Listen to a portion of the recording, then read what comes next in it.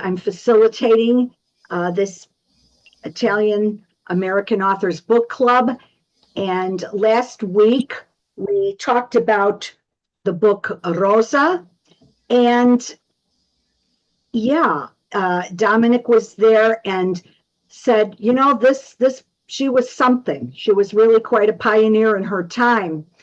And we thought we'd discuss more about the book again this month. And Martin did some extra research, and he got us a wonderful opportunity with Ernesto Milani, who is joining us this evening from Italy. I believe you're in Milano. Am I right, Ernesto? Yes.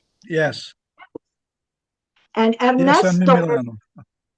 he actually has written more about Rosa than probably any other author. He knows more about it, about her life. And it was, as we all know, she was probably the only story of an immigrant in America at that time period that they have, you know, from the mid 1800s. Actually, it was, I think she was born somewhere around 1860 something. And I'm sorry, Ernesto has much to say about her, as well as Martin. And of course, Ernesto is an author, and he's also a historian. And Martin, he has done so much research too in anthropology, correct? Your field is anthropology, yes. Martin? Yes, and he's to start us off talking about Rosa, and then we'll continue with Ernesto, because I believe Martin has a lot of questions to ask. Yeah, I began thinking about, I wrote some questions based on the manuscript that Ernesto wrote, which is a wonderful historical account. But first of all, it wasn't me who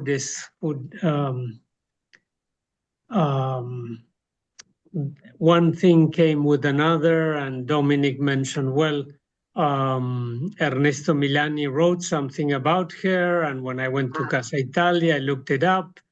Then the first thing was to go to the cemetery and look at the tomb of the family, because it's not just her.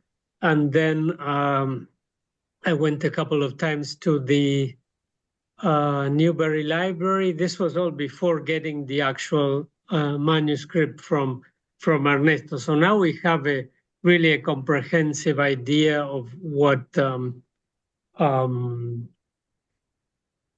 this is like a triangle. I was thinking we have on one end Rosa,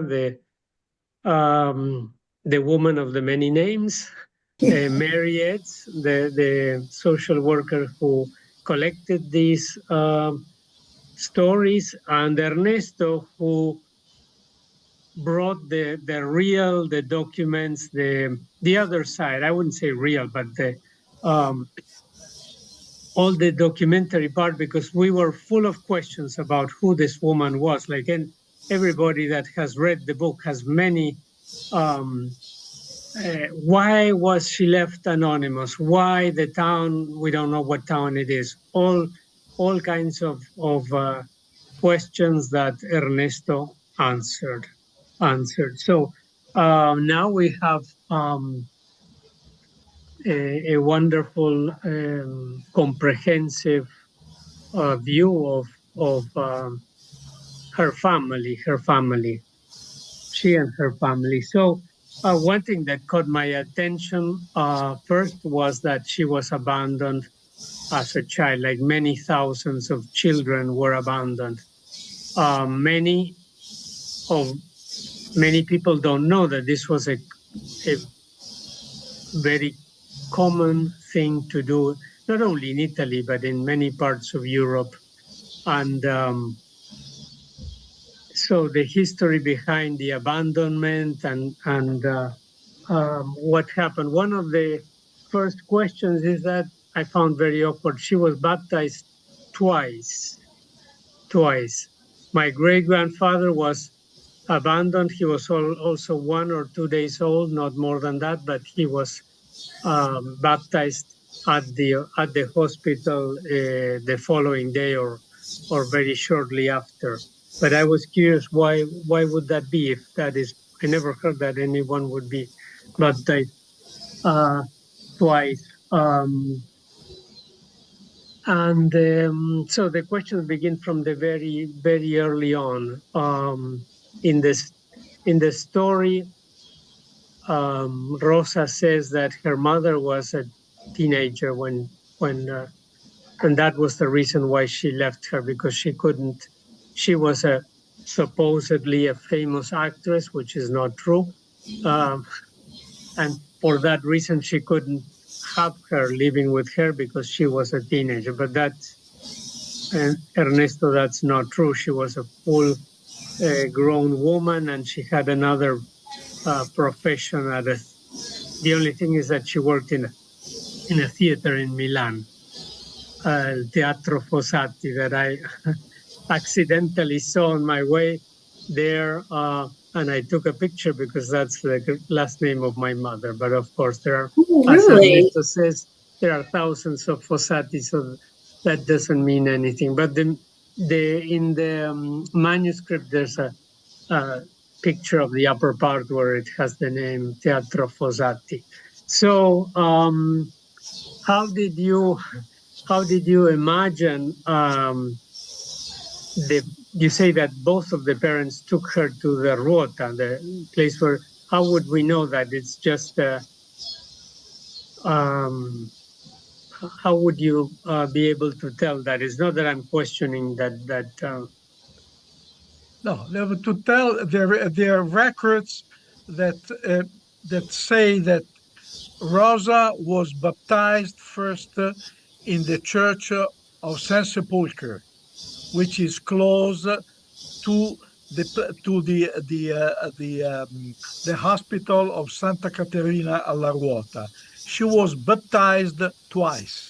twice. First in this church, and then she was abandoned, probably by the mother, most probably by the mother, with the signal that you see on the book, and baptized the next day. So, in other words, she was born the 1st of February 1866 and was baptized the same day, and then on the second day of February 1866. That's Candeloro Day. Pardon? Pardon? Candeloro Day, February 2nd. Uh, That's la festa di Candeloro. Candelora, yes, or Candelabro. Candelora. See, I'm Of sorry, I course. didn't hear that. That's Candelora. So, and that is documented. I mean, it's something that we That know they, about.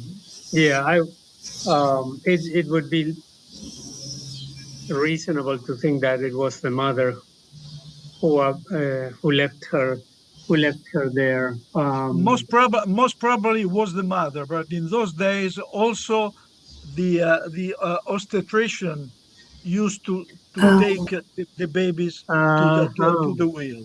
It was a common situation because in many instances the obstetricians had the power to baptize the children, because in many instances the children were feeble and needed to be baptized right away, because as you probably have noticed, there was a high mortality among the abandoned of children, that. not only when they were received at the hospital, but even afterwards. There are some villages that I've checked where in the 1860s the number of babies, let's say babies, because normally they were between a few days and 1 or 2 years, was the number of these babies exceeded the number of the regular people who died. So Really? because it was very common to send all the children to the countryside to be bred, because there it was a business. Let's put it this way: people Mhm. were so poor that so many children didn't have much money. So this was one source of making money, and that it was very Mhm. common. Yeah, and there is an agreement between the woman who takes who nourishes the child and the hospital, and I read that was interesting that there were funds left for the dowry.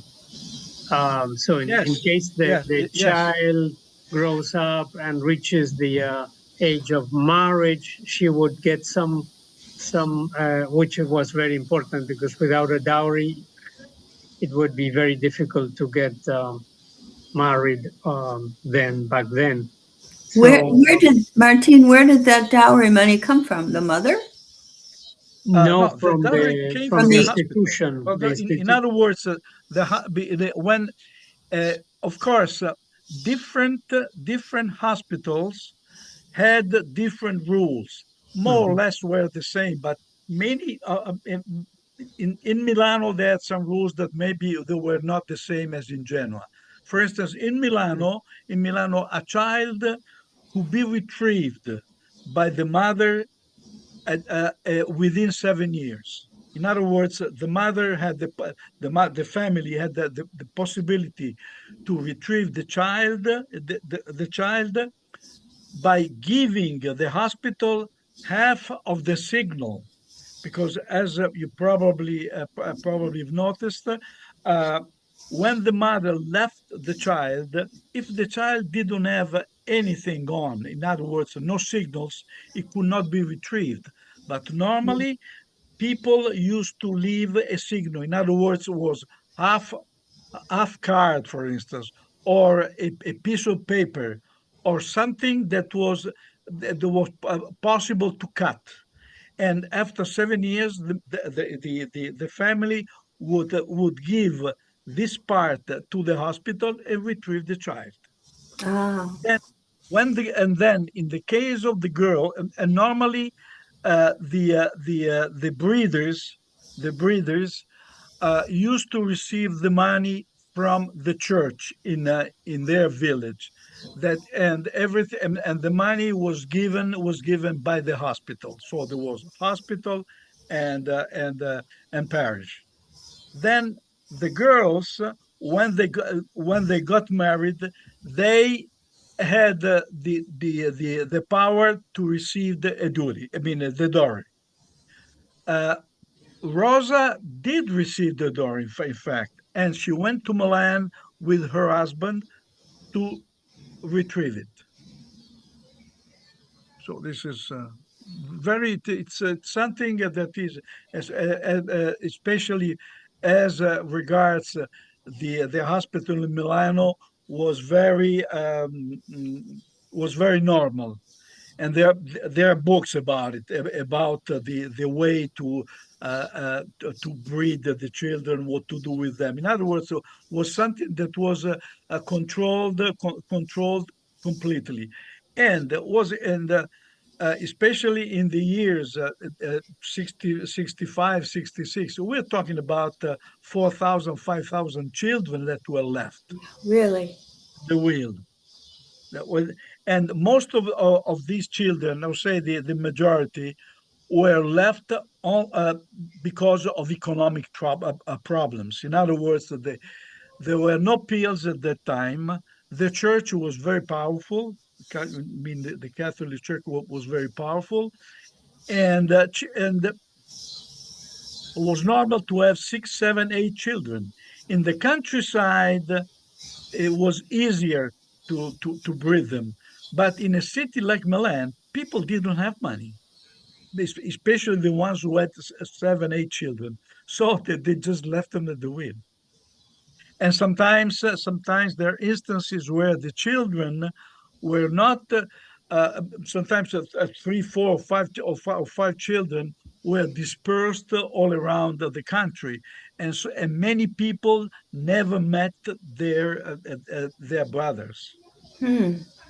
It was a very, a very awkward situation.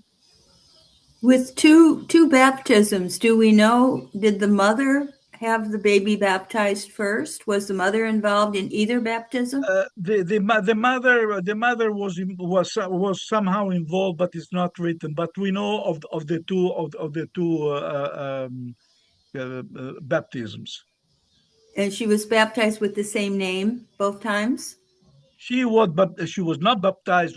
She was baptized with the rule that they had in Oh, Milano, because okay. in other places there are different rules.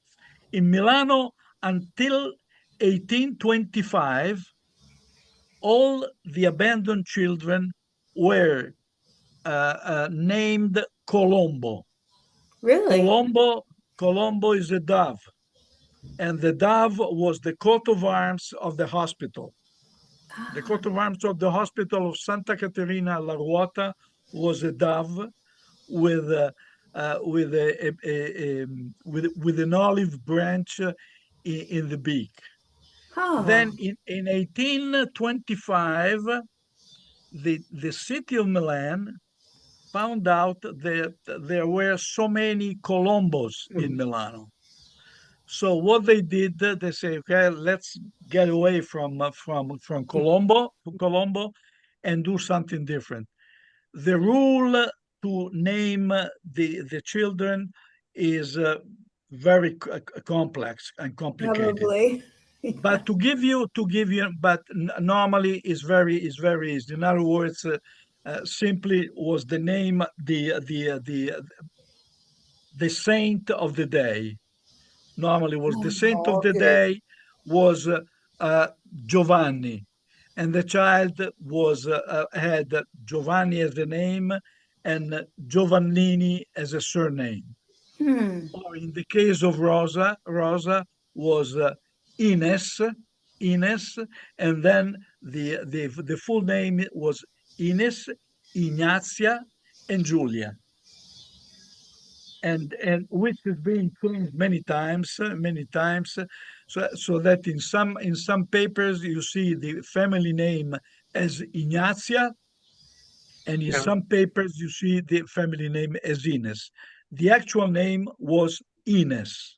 Ines Ignazia, and eventually when she got married the first time, became Ignazia Formenti. Hmm. Formenti. When she married the second time, she became Ignazia Cassettari, and she changed the names, which I don't know when and how, and she became Rosa. Was much easier than Ignazia, especially in the States. Ignazia, they didn't know what to do. So basically, you have the first like Giuseppe Gisuti or Oreste Orombelli. So there is the first name that resembles the surname, quite common. Or in other places, for instance, in Naples, the name the child was exposed on the wheel, and so became Esposito, Oh, really? Huh. of course. And then in many other cases, for instance, in Florence, the name of the hospital was Degli Innocenti, the Innocents. So Right. you see a lot of people named Degli Innocenti, Degli Esposti, and so forth. Ah. It's very common. Once you have grabbed one surname, then you know them all.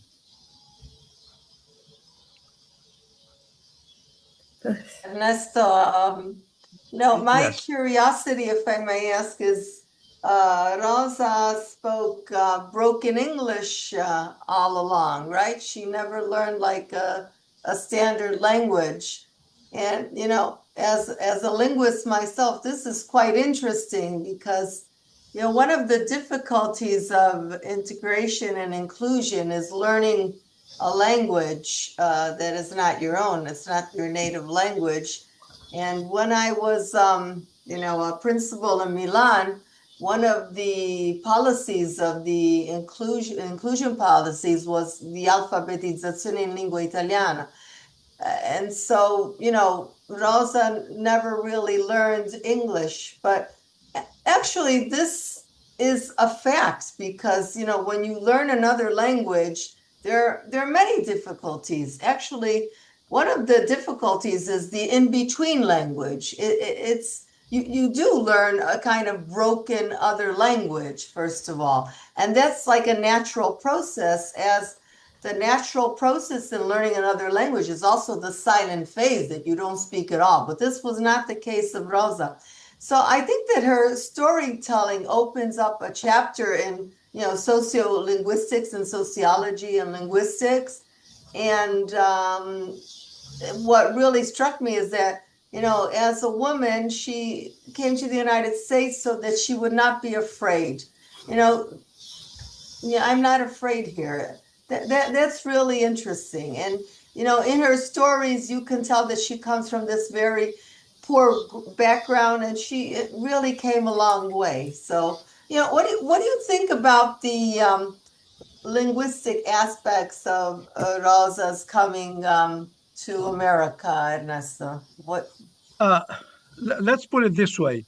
In her days, and we're talking about the 1870s, most people from Cugiono were illiterate. So she didn't go to school. But when she was eight, 8 or 9 years old, the family sent her to to what, to a place to Cannobio, which is a place close to Switzerland. And she was working in a textile mill. But the nuns that ran the let's say the college would teach the girls how to write and how to read. And then Rosa started over there to to uh, uh, started her life as a storyteller. In other words, she started as a young girl to tell stories of all kinds. And the stories of Rosa have not been published yet, but they're quite interesting because they cover different times of her life. In other words, there is a life when she spoke only dialect. I'm pretty sure that she spoke only dialect in Pugiono. Then when she went to Cannobio, she had girls from different villages in in Lombardy, and the nuns, they used to teach the girls and to take care of the girls. Of course, they were not paid. In other words, they had they were not paid for their work, but they had the possibility to I wouldn't say to go to school, but to have some schooling. All the nuns were French, were the nuns of Saint Vincent. They were French. They spoke Italian. They spoke Italian, but they didn't speak dialect. So it means that Rosa learned Italian most probably over there. Then when she returned to Cugiono, and then from Cugiono she went to Germignaga, which is another place where she used to work in a textile mill. In this case, she didn't stay in a college. She stayed outside with other girls. And since all the girls were from different places, they used to talk dialect, I'm sure, but in many instances, I'm sure that she talked Italian. In fact, all the records that we have all the stories that she collected and that she sang, that she sang and placed in the States were in Italian. Were not at the beginning. I don't think they were in English. They were in Italian because Rosa could not write in dialect. She wrote only in English. Of course, what happened is that when she got friends with Marie Hall, uh, Marie Hall didn't know anything about Italy. That was one of the problems. So she could not understand what was going on Yeah. with Rosa as far as language is concerned. But again, I would leave Marie Hall aside and talk about Rosa as a storyteller. Like many other people that I've noticed in Italy during during different times, people were talking English, people were talking different languages, and people would listen to them. In many instances, people just listened to a person that was explaining, and Rosa spoke broken English, but she made herself understood. In fact, sorry. In fact, she was hired at one time and she stayed at the University of Evanston in Illinois to teach people how to be a storyteller. Hmm. Oh, Yeah. is that right? Thank you, Ernesto. Yeah, she was very good on detail, as I remember it. And sometimes I thought she was fixated with things and would go into too much detail. But I think that's what a storyteller does, is give you a lot of details if you're there. And I think we left out of the picture here Rudy Piccoli, who played a big role in getting Marie Hollett's manuscript published at the time in 1970. This was at a time when he was moving to the University of Minnesota, and uh, he uh, he had written his dissertation about the Italians in Chicago, and Rosa's biography, of course, was an important source for the history of the Italians in Chicago, and he wanted the world to know about her. Well, of course, when we're talking about Rudy Vecoli, it's why very important. Rudy, uh, well, as a matter of fact, Dominic, Rudy, and I were on the train to Campobasso years ago when we went to the meeting regarding Arturo Giovannitti, the anarchist that was involved in the Boston area. So it's and Rudy Vecoli was a very important person in my life. In fact, it was in 1974 when I was studying at the University of Minneapolis that I met him, and I got in touch with the folder that my friend Notariani was perusing at the for the university. Rudy Vecoli came to Cugiono many times. In fact, in the book that I've written, there is a picture of Mhm. us in front of the plaque that we have dedicated to Rosa in Cugiono. It's needless to say, in Cugiono, Rosa has become the hero, especially from the feminine side. And in Cugiono, we have regards for uh, Rosa, Rudy Vecoli, and Gary Mormino, and also Dominic Candelaro. We put them all together. Maybe we could And come there. yeah, and Cujon is quite important in the history of immigration uh, because on account of Rosa, we've done a lot of research. A place with 6,000 people that can put over 6,000 people in the States and Argentina is not is quite different from any other places in northern Italy. In northern Italy, if you go to southern Italy and the central Italy, many times you find many places that are totally depopulated, but not in Lombardy. And the immigration from Cugiono is quite important. It's been studied. We had different conventions regarding the immigration in 2003, 2015. We're going to have another one next year. Oh, yeah. And everybody, I mean, Come to Chicago. no, no, not Chicago. No, no, Well, not so Chicago do yet. I.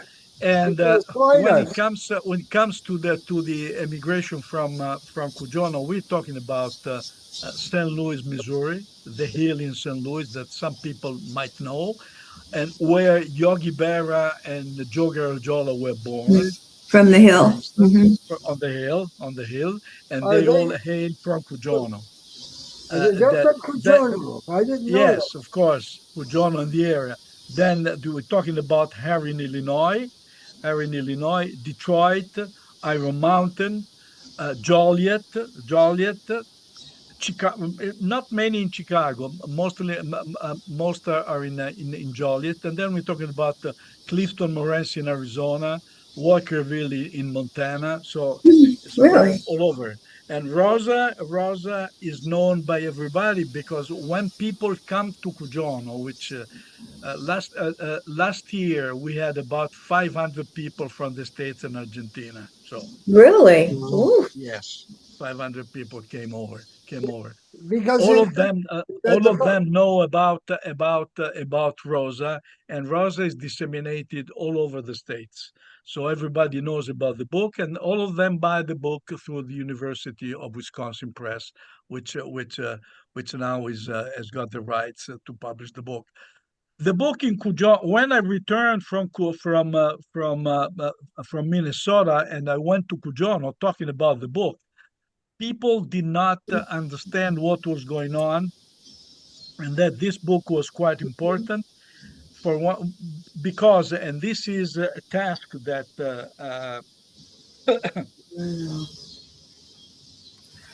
Martin has got. Apparently, Mary Hall was not able to get in touch with the heirs, which sounds very strange. I mean, Rosa lived in the same place until she died in 1943. So but it's quite hard to understand. They didn't find anybody, so what they did, they changed the names Ah. of the book. So Bugiarno is actually Cugiono. And if you look at the folders in Minnesota, you see that it's Cugiono. I mean, Mary Hall says Cugiono becomes Bugiarno and so forth, and she keeps changing the names. But when I read the book, since I know Cugiono very well, I realized right away that it was that place because they were talking about certain areas, certain people, certain situations that were unique to Cugiono. To Cugiono. Then in 2003, somebody called me up and said, "Listen, do you remember the book that you presented or tried to present 20 years ago, and even more than 20 years ago?" And say, "Yes, I remember the book." Well, we are ready to translate it and publish it. So we translated the book and published it. We did something that was not correct from a linguistic point of view, and Rosaria probably agrees on that. We had the 20 people that translated 20 chapters, which was a nightmare Mm. because people that translated one chapter didn't understand what was going on in the following chapter and so forth. So sometimes they translated, for instance, mill, which was a silk mill, and they translated that with a mill where they had a flower. So Oh. Huh. situations like that. That was. But then at the end, we just got all the book, and we've been presenting the book ever since. I mean, we keep presenting the book everywhere, everywhere. We in classes and so forth. And then in 2003, in 2005, I'm sorry, PBS came to Cugiono. PBS came to Cugiono because they had a program on immigration, destiny immigration, and so forth, and they had chosen PBS had chosen Rosa to represent the European immigrant. So, I mean, and that was so now Rosa has become, as far as we're concerned, has become part of our heritage. And we talked with Martin about this because Martin is in Chicago, and he has the unique possibility to trace the heirs. I mean, now would be the descendants of Rosa. I'm sure there are some. In fact, Martin can explain this better. This better. I didn't find anybody because I did. I did. I mean, I I found it strange that they hadn't been found yet, and I didn't have the time to go beyond that. Well, how many are buried at the cemetery, Martin? Five Uh, people. The five. five. Five. One Five? of them with his wife, which is curious, Frank, and if I'm not mistaken, with his wife. But I looked on Facebook for one of the descendants of Francis, so the daughter that Yeah. was born here and who later lived in the next door to Rosa and with her two husbands, well, one after the other. And Yeah. then Greek. one of the descendants of Angelo. Angelo is the first son, the one who was born in Cugiono and who came when he was a teenager all by himself to the US, one of his descendants. But this was just a few days ago and none of them responded. But again, based on what I seems quite common is that if they haven't met their grandparents or great grandparents, sometimes they really have no connection. They don't know practically anything about them. But hopefully we can find someone who has something, photos, newspaper. What Ernesto found a photo in a newspaper from the 30s where Rosa is there. How did you find that? Um, Things I like don't that. know. But we have to keep hoping to find Uh, things. yeah,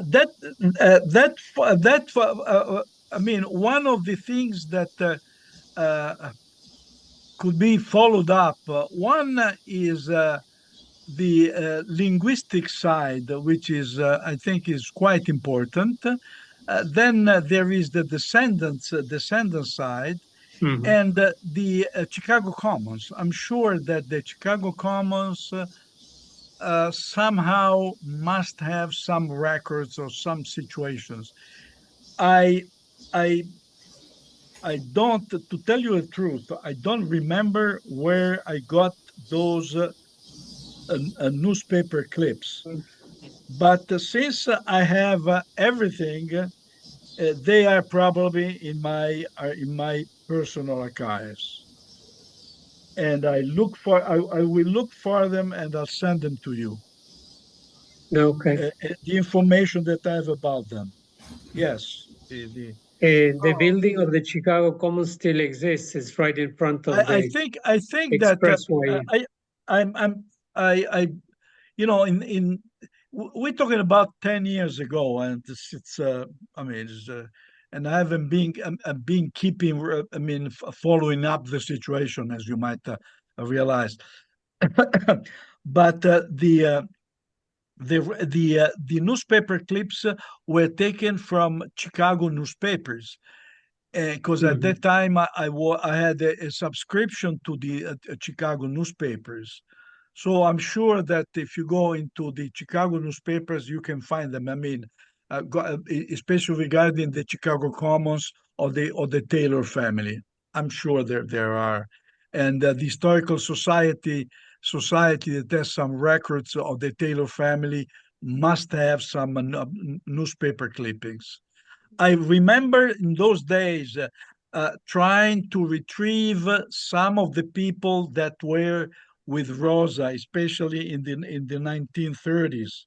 Oh, But I was not successful. I mean, I yeah. was not I was not a proven genealogist at that time. So maybe now I Ernesto, should. since everything's been digitized, uh, Mm. we can look a little bit more thorough, and we know Rosa's real name. We can search on it a little bit more thoroughly, and I think we can find the clippings that you found, and maybe a little bit more. I'll check that out. I have an Yeah, account with Loyola, and Martin has got a lot of work to do. yeah, yeah. Well, Well, and then I wanted to mention too that we were very impressed by your book that you sent to us in a PDF. Uh, we'd like to publish it. The Casa Italia has published 20 books, and we can send you the proof of the book in about a week or so. If you send me your mailing address, your current mailing address, we'll send you a sample of what that book can be. Okay, no problems. No Oh, problems. okay. So, now send me your Yeah. street address, and I'll get on it tonight. Ideally, Ernesto, it would be great to have the book in Italian and English. That would be fantastic. But I don't know how you feel about that, or No, no, no problems. No problems as far as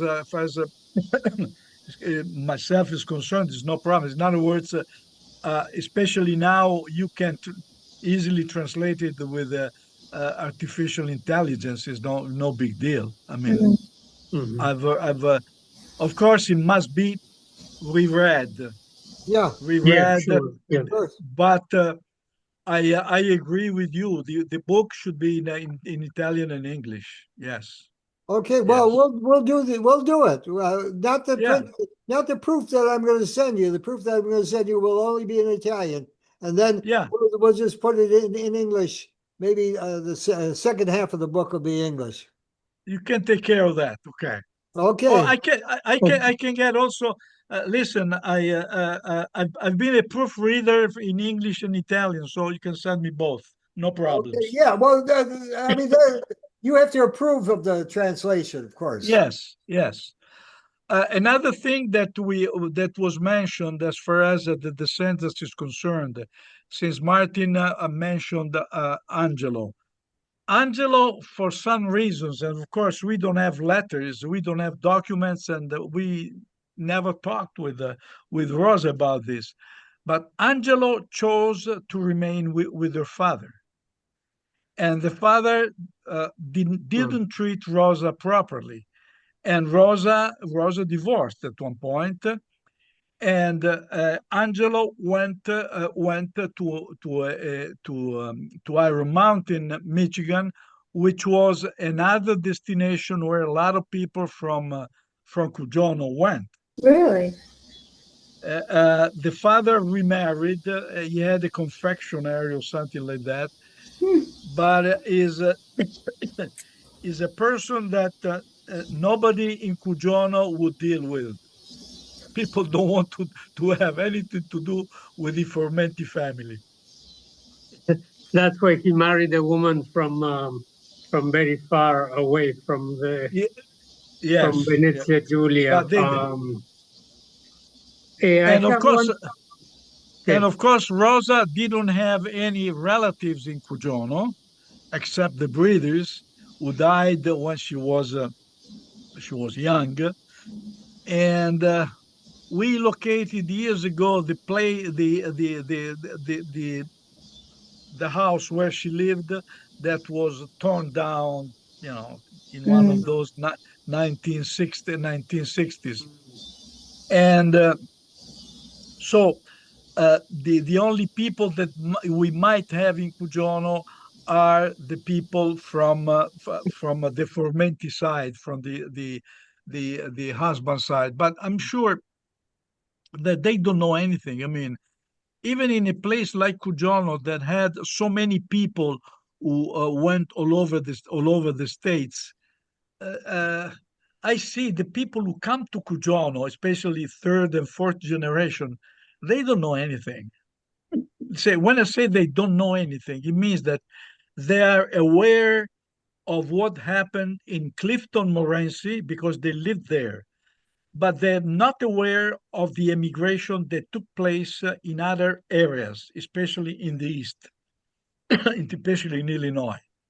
In Illinois, where they had Detroit, then St. Louis, Missouri, but also Havre in Illinois, which is close to Carbondale, University of Carbondale, which was it was a triangle that people used to take care of when they had needs, economic needs. In other words, people at one point when the mines were not working or difficulties in hiring, people would go to uh, to St. Louis or Detroit eventually. Rosa went to St. Louis once to see some friends. I mean, and she names the friends, but I mean, probably the names have been, we're talking only about the names, not about surnames. So it was almost impossible to identify these ladies. You went to see Also because they, Maria. pardon? Maria. Went to see Maria. No, was Caterina. Caterina was a common name in Cugiono. Yeah. And I tried all the Caterinas in St. Louis and so forth that might be Rosa's age. And of course, nobody in St. Louis ever spoke about having had a friend there for a couple of days.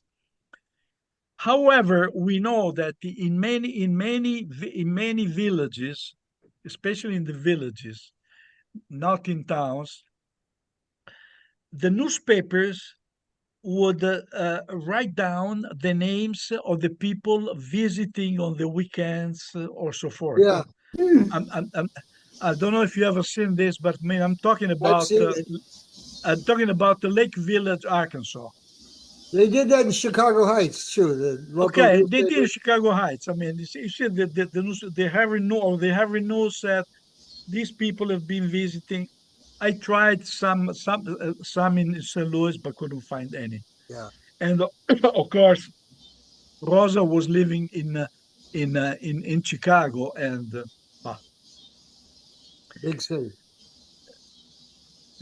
I have one question, Ernesto. yes, I found it surprising that both Rosa and Angelo left Europe via Le Havre instead of Genova, especially for Rosa, who she very easy. I mean, if you look at the emigration from northern Italy, you'll see that the majority of the people until 1920, from 1880 until 1920, all of them left from Le Havre. All of them. Le Havre or Cherbourg or Boulogne-sur-Mer. Why did they leave from France? First of all, the Italian ships were not as new as the French ones or the German ones. Second, Italians that lived in northern Italy were not friends of the sea. Had never seen the sea, so they were afraid of going on the ocean, Mhm. and leaving from France meant they stayed on train maybe a couple of days, going from Milan to Mhm. Paris, change Mhm. Gare de Lyon, Gare the Moda, Gare the other Gare, the other station, and then to Le Havre, and then remain maybe in Le Havre for a couple of days, but Mhm. they didn't have to cross the ocean. And from Genoa, the crossing was generally 15 days. I would say, depending on the ships and on the time of the year, but normally it was 15 days from Genoa. From Le Havre, it was 7 days, only Oh, 7 days. Just all ocean, yeah.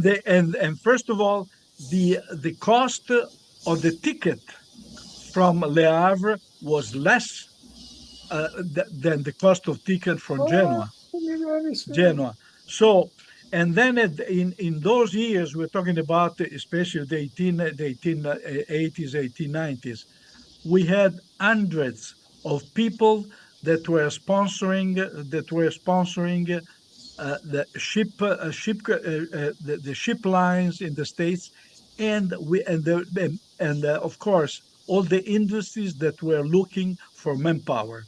But basically, I would say that one of the reasons people left from Le Havre was also the fear of the ocean. In fact, due to the fact that many of them remembered so many troubles, so many difficulties on the ships, they never returned. They remained in the States. Going by train was Our quite mother had quite that normal. experience. That so didn't want to and of course we're talking about 15 days. Just imagine, and I don't have to tell Martin, to explain to Martin the problem of going to South America. South America, the ships that were used were generally Italian ships that were, in many instances, until the early 1900s, they used to board the people and the animals to be killed, to be killed. And of course, they didn't have separate dormitories. So, and on top of that, even toilets were, maybe you had the toilets among 200 people. So uh, people preferred the northern, the northern ship lines. This was until 1920, when in the after the Second World War, the First World War, the Italian the Italian ships improved very well, and that we had I wouldn't say the best, but most of the most important ships in the world, like the Rex, Giulio Cesare, Giuseppe Verdi, Dante Alighieri, and Italians started to leave from Genoa. That time, Le Havre was completely discontinued, and people started to leave from Genoa. Excellent, Can you imagine? excellent resume of that situation. I didn't remember all that stuff. Yeah. I Sure. didn't do it. My mother came as a 5-year-old, and she says she almost went overboard, and they had to grab her before she fell in. But I don't know if that was a true story. But she was always afraid of water. She didn't want us to go to swimming pools because she was afraid we'd drown. Uh, but we're talking about the 1920s. Yeah, well, my mother came in 1914. 14. Okay. Yeah, don't know how old I am. That's your problem.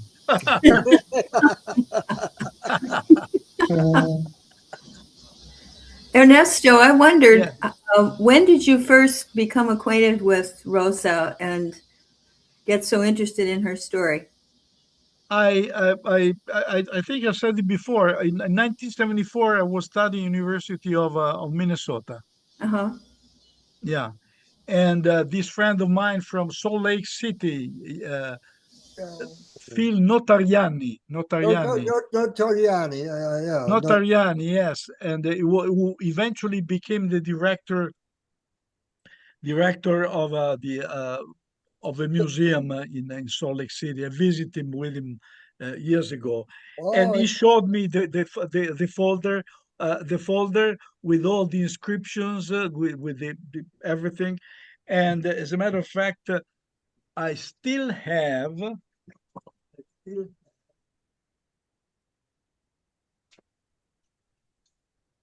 I don't know. Don't know if you see this. Okay. I This can't is see a it. microfilm. This is a microfilm of the folder that I made in Minnesota in 1974, Hmm.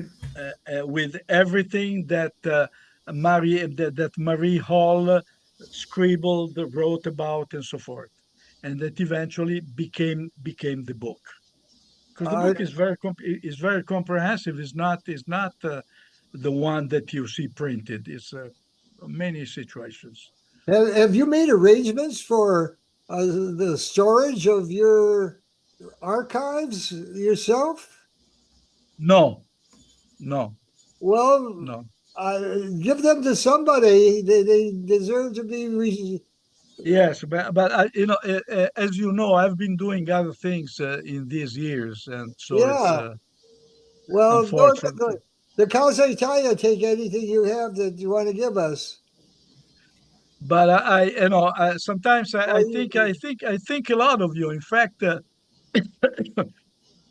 it will be an open. In fact, I'll keep in touch with you because we'll have this opportunity next year to have this event in probably in the fall about Lombard immigration, and not only because I've been, I did a lot of work on Rosa, but I did a lot of work also on Mother Cabrini, uh-huh. because as you know, Mother Cabrini is quite. Was born quite near where I live, about 30 Right. minutes by car. In fact, on the 15th of July, I was in Sant'Angelo di Giano, where they celebrate the birth of Mother Cabrini. In And fact, uh, so if go ahead. if any of you is willing to write about Mother Cabrini, it would be appreciated. Be interesting in our sessions in Yeah. our session One of our volunteers here. has written a book about Mother Cabrini. Terry's That's what book. this is what Dominic was telling me. It would be very nice to see Mm-hmm. that too. Yes, yeah, Yeah, Mother Cabrini. Terry Quilico has written it, and also Uh, Linda. We're projecting Linda to do readings from Rosa and to portray Rosa in a kind of table reading for our guests at Casa Italia some Saturday morning.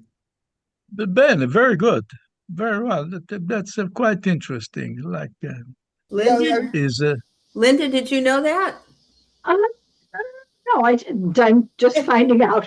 No, I'm kidding. Dominic mentioned it, but Mentioned it, yeah. I wasn't sure if he was kidding or not, but I guess not. he's not kidding. well, Okay. Linda is theatrical, and I thought she could do it, and it would be very interesting for her, and then interesting for the rest of us to see Rosa portrayed. And there was this woman. Whatever happened to her? Who was supposed to come to Chicago and elsewhere, and never materialized. yes, it's no. But what was interesting is that through a reading, you're reading like you do in many other books.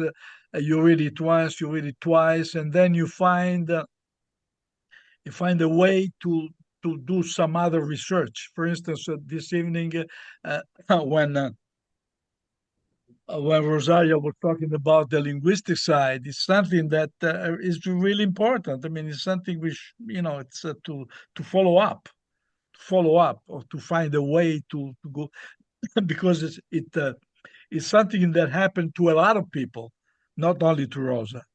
Rosa had a unique situation, of course, but the uh,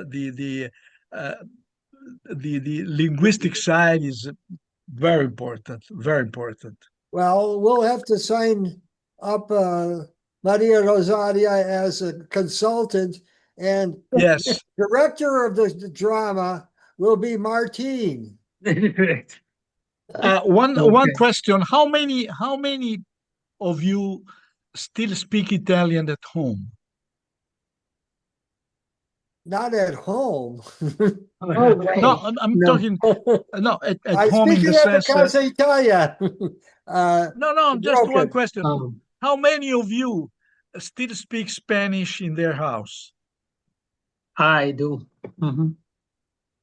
Do your children speak Spanish? Yeah, perfectly well. Yeah. Well, she has problems with the writing, some things, but yeah, she speaks perfectly well, understands perfectly well. No, you just, I just wanted to clear that, you see. One of the things that always bothered me, up to a certain extent, of course, is the fact that the Italian tend to forget their language, generally speaking. Mm. And my present wife was born in Buenos Aires, and she came to Italy 30 years ago, and she has not stopped speaking Spanish to her daughter, to her friends, to her sister, to me also in the house. And there is no problem. And the children speak Spanish. In fact, the daughter, the daughter Serena is going to Chile next month for a conference about psychology, and she speaks Spanish fluently, like Martin does. So if Martin has been able to do this, sometimes you say, "Yeah, of course, I get the usual answer. The Italians spoke dialect. They don't know this. They don't know that. But it's time to recuperate." I mean, this is my feeling. Time to linguistically, it's a time to recuperate, to do something to improve, at least as far as Italy is concerned. Because I see people coming to Cugiono, they all regret the fact that they didn't learn English, or they learned other languages very. Let's see. Uh, Ernesto, I don't know if you yes. remember, but you shared some observations on my Italian usage. It's And if you your could like to Italian has share that improved. with the rest of the group here, it would be enlightening. No. I see, but I'll tell you this because, for instance, when I was in Minnesota, one of the first things I wanted to do, because at that time I was under the influence, and at that time, even now, under the influence of Rudolf Vekoli. I was not interested. I was interested in literature up to a certain extent. My main interest was the cooperatives of the Finns in Minnesota.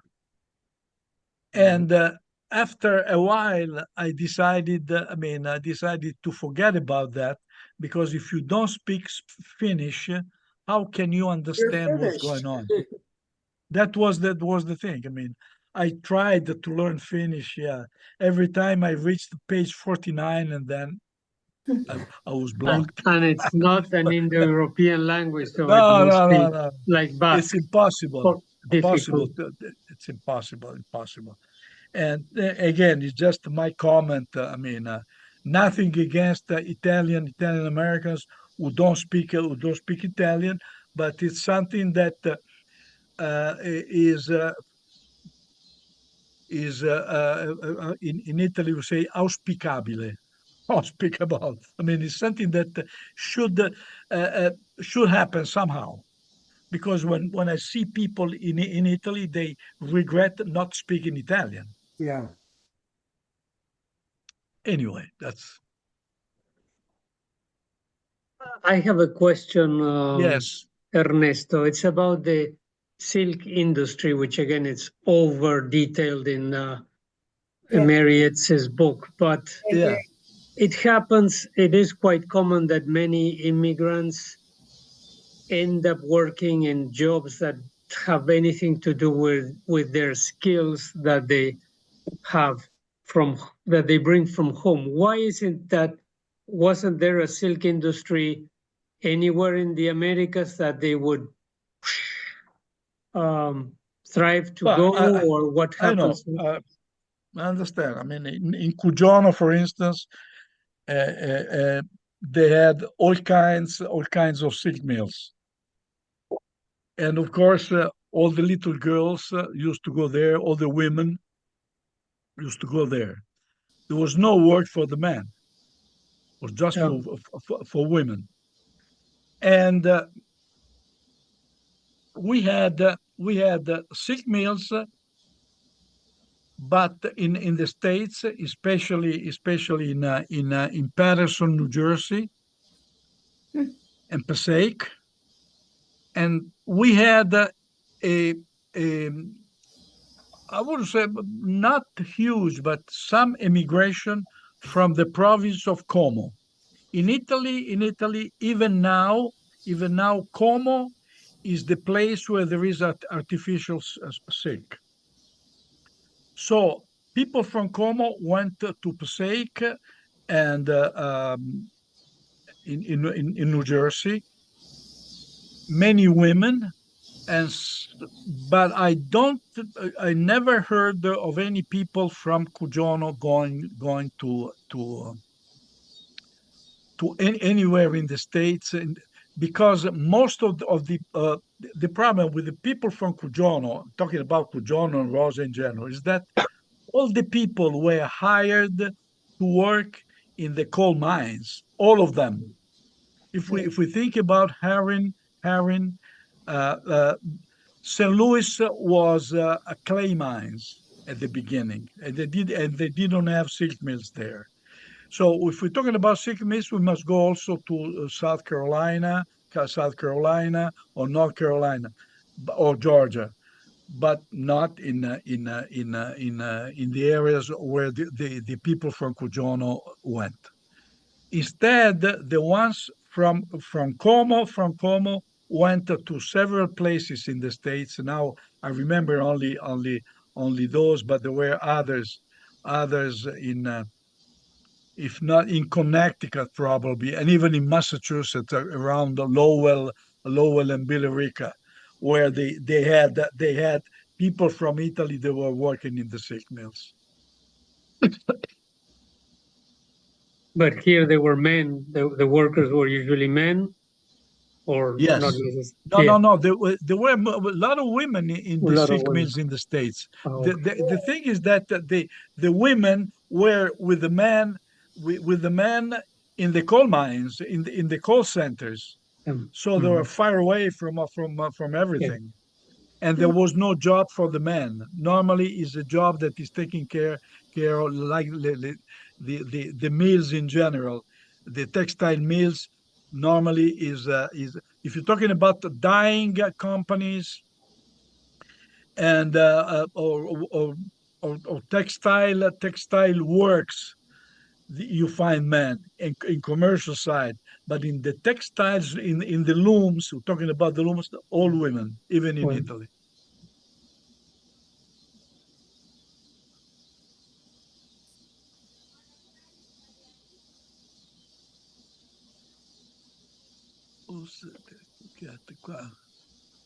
And if you have any questions, I'll be happy to answer you. Or if you can take a note, I'll give you my my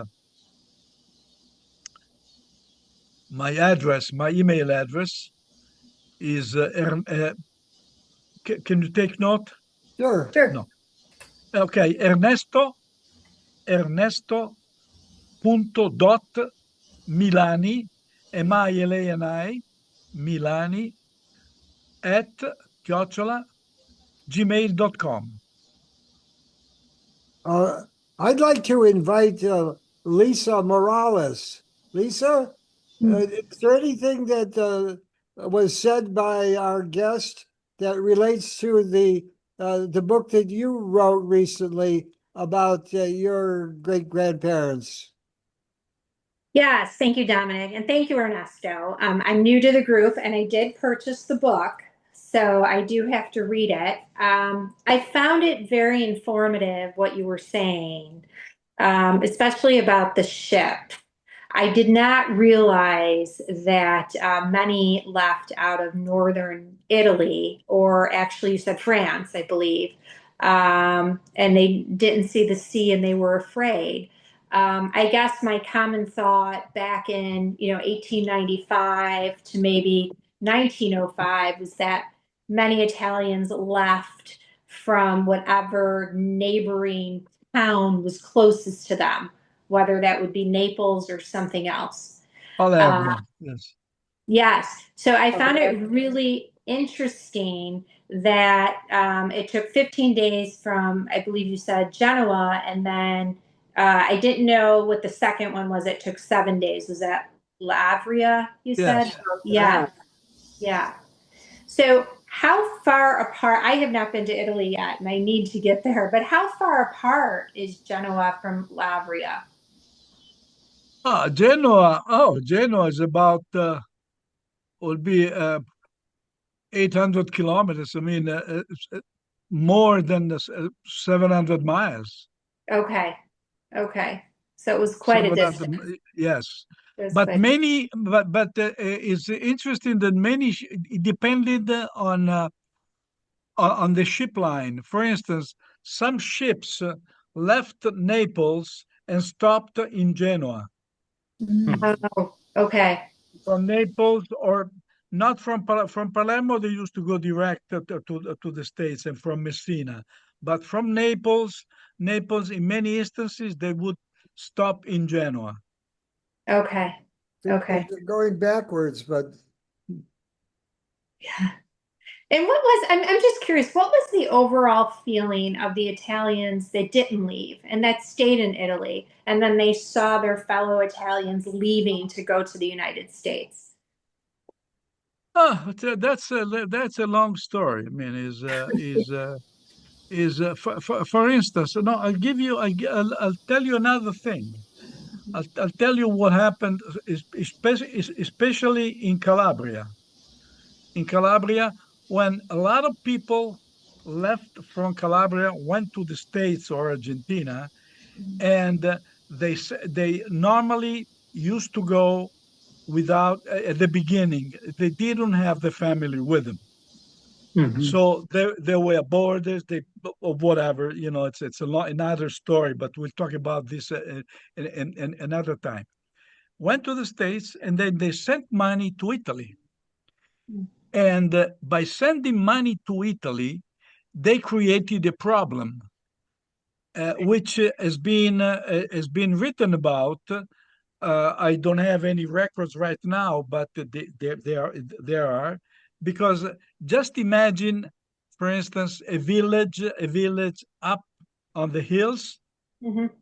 where there are 20 students, 20 schoolboys, 20 pupils go to school, and there is one group that receives money from the States and one group that doesn't receive any money because they don't have anybody in the States. So Mm-hmm. this created the difficulties between the group of people. That's one of the things. Then there are many other situations. For instance, you have you have the one in the family that is sent to the States to verify what's going on, because there were so many people around, so somebody had to go somewhere, and will go to the States, verify the situation, and then tell the family what was going on. And this was part, at one point, of the chain migration. So people were not hired by the agents any longer, people were convinced to go to the States by the family, by the family members. Yeah. So that was quite normal. And what about the women, The for situation of white instance? women, the white widows, yeah. What about the women was is a chapter that is being studied only up to a certain extent, because you normally talking about men, the big men. Women like Rosa, they don't make history. Mhm. They're not important. We have to talk about LaGuardia, all those people, Giannini. Uh, uh, First of all, the wedding.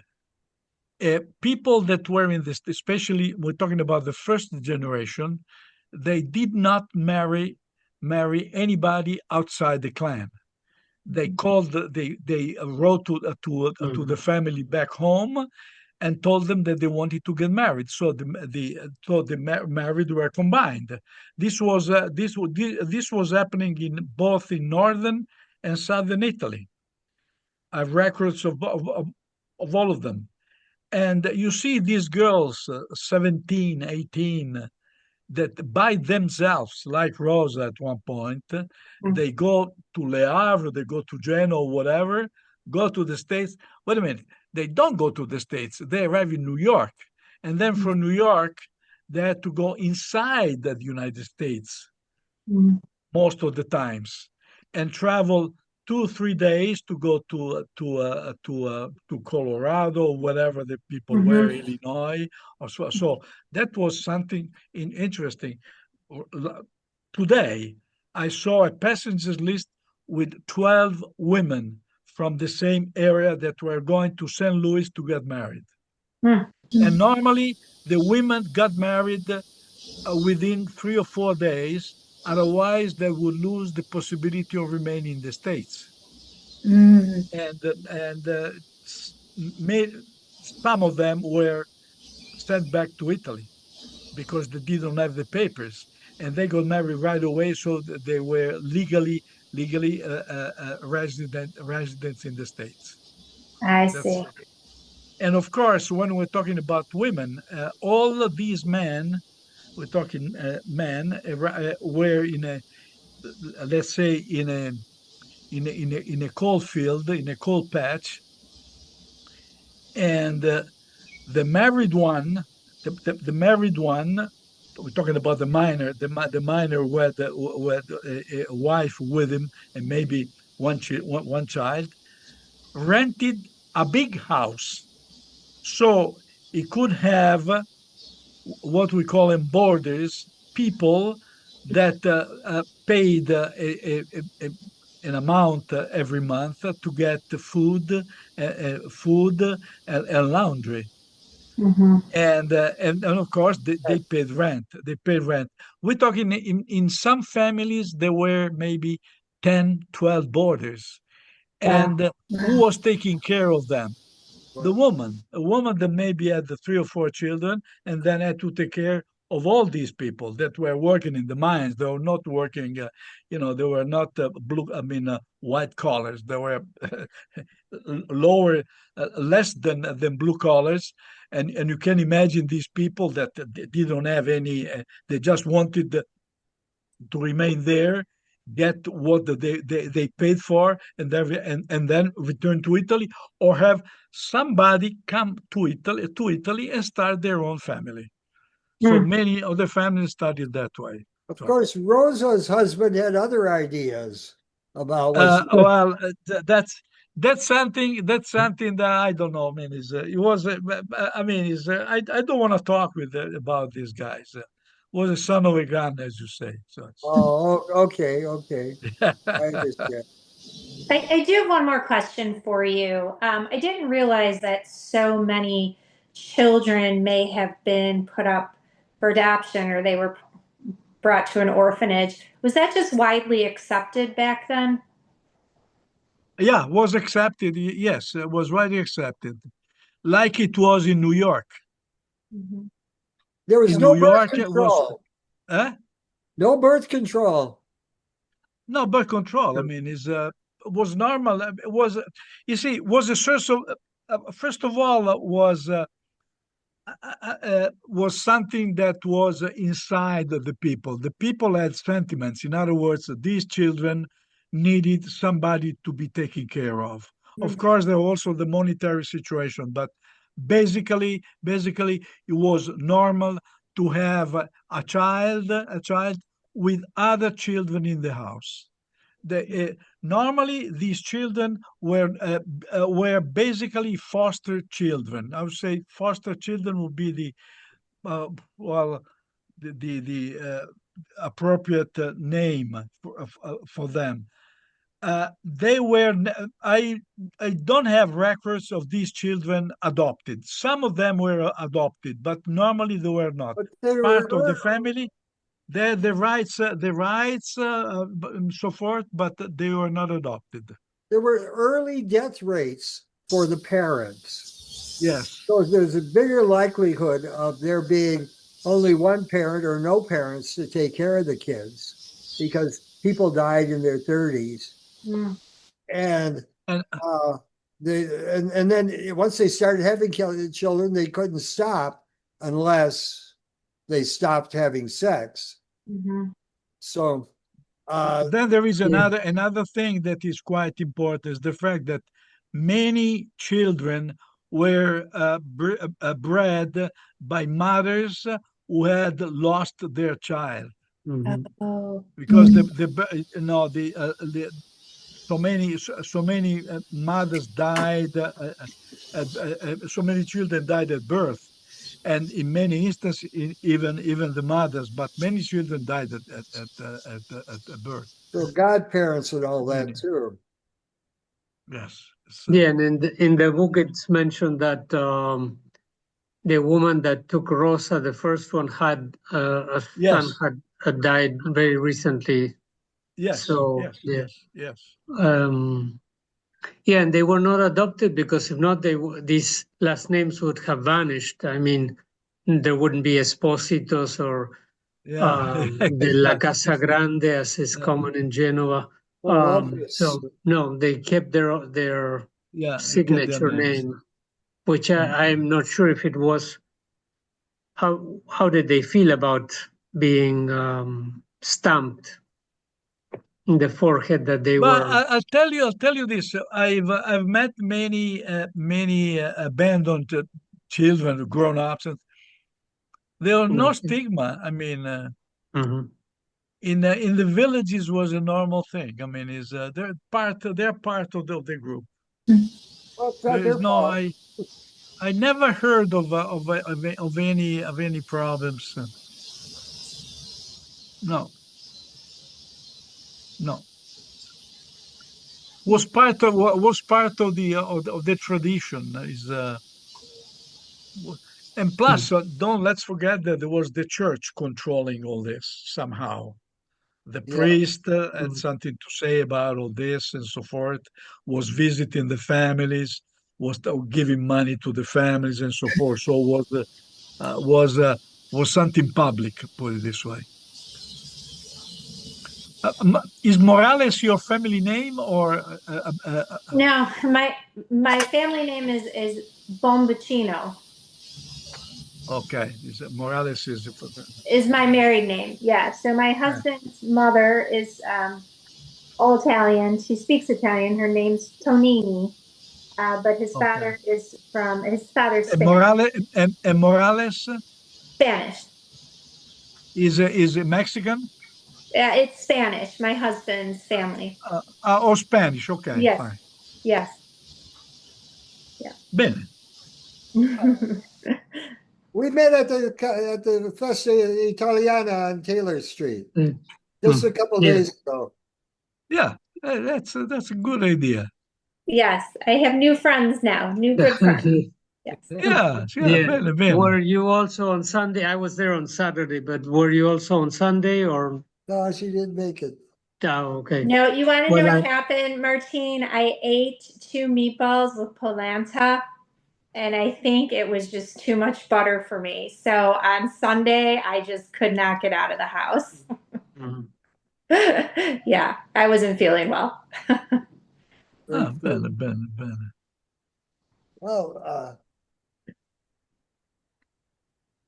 Linda, I think we've had an hour and a half. I think it might be time to wrap things up. Or Oh, we can do Director that. Martin, you have any more questions that Oh, I have many. Well, I am super excited. I am so glad to finally be in the chatting with Ernesto and he with us. And this is why is it exactly that I'm so thrilled?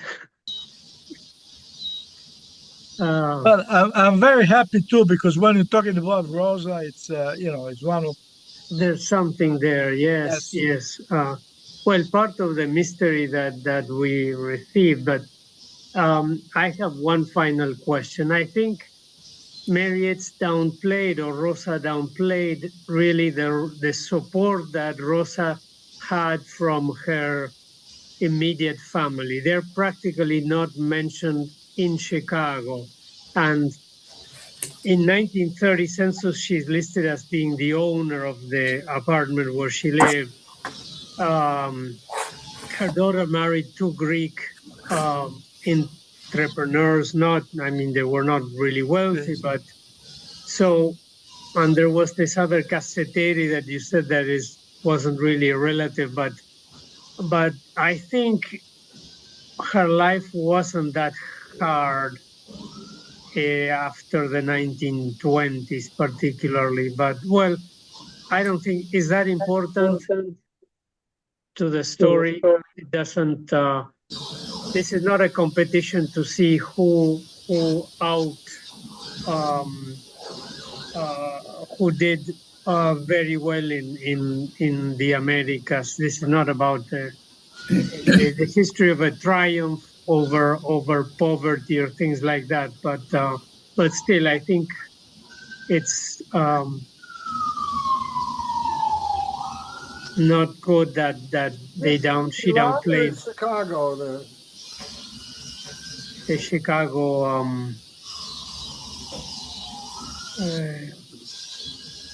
life. Any thoughts, Ernesto, about that? I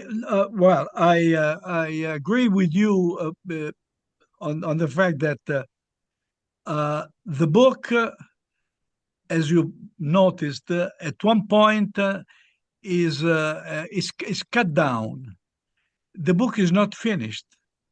In other words, there is this autobiography, or so-called autobiography, about Rosa, but doesn't explain what was going on with her.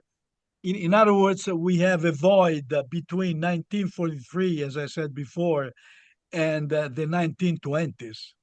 We're talking about 25 years where Rosa seems not to be there.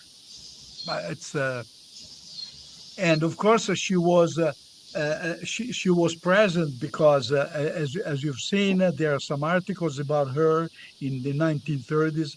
She met people. She was going to church. She had a life, of course. Was probably a normal life, but it seems, as you say, seems strange that the family is not present. Very strange. But was Rosa or was Marie Hall? Okay. Because it's hard to say. Okay, maybe it's not important, but still, and then and then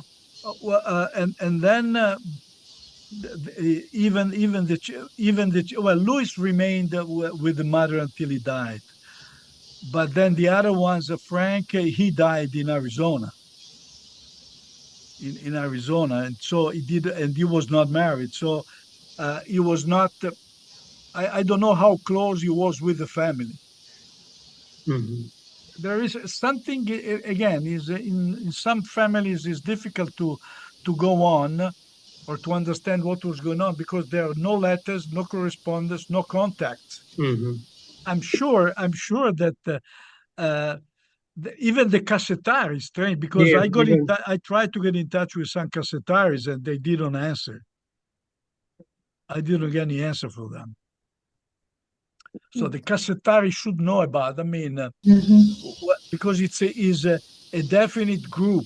In other words, the cassetari who are in Chicago, they're all from the same area. Somehow they must have met each other. It's not so far away. Anyway, That's more research for you, Martin. Okay. Okay. okay. Well, yeah, so I guess we can wrap it up. And it was really very interesting for me to hear all your,